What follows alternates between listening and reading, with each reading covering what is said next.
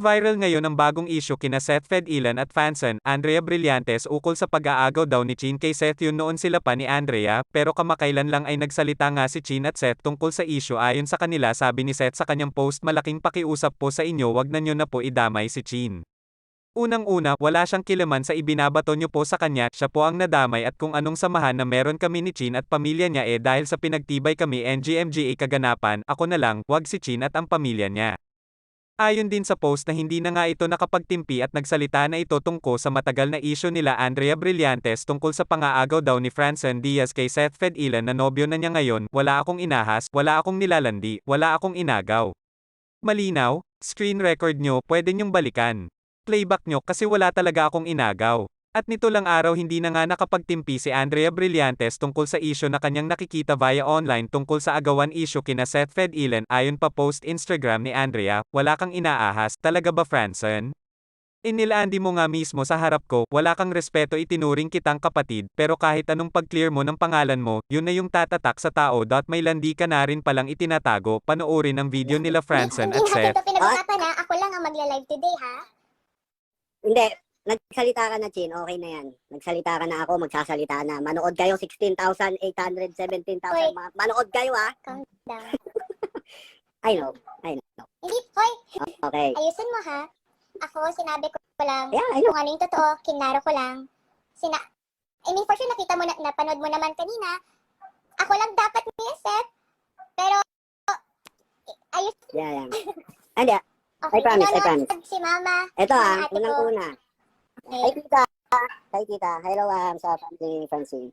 Unang-una, walang inagaw si Chin. Walang nang agaw. Okay? Ako, alam to ni tita, ako ang nagsabi kay tita, ako ang nagsumbong kay tita kung ano ang nangyari. Hindi si Chin, ako, sa akin narinig ni tita una ang nangyari. Kasi pauwi ako noon, nakasalubong ko si tita Nagalit pa ako sa kanya. ng building, sa tapat ng building, at ako ang mismo ang nagsabi kay tita. At sa sobrang bait po ni Chin, ang sinabi pa ni Chin sa akin, bakit mo ko inunahan kay mama? Yun po ang totoo. Kasi si Chin po, ayaw niya na magkagulo. Ako, hindi ko rin naman sinabi kay Chin na sasabihin ko kay tita, sa mami niya. Pero sinabi ko kasi yun ang tamang gawin. Matagal na tong issue na to, ang kukulit ng lahi nyo. Ako, nananahimik si Francine at ang pamilya niya, dinadamay niyo pa. Bakit ba kayo gigil na gigil sa kanila? Okay? Walang inagaw si Chin.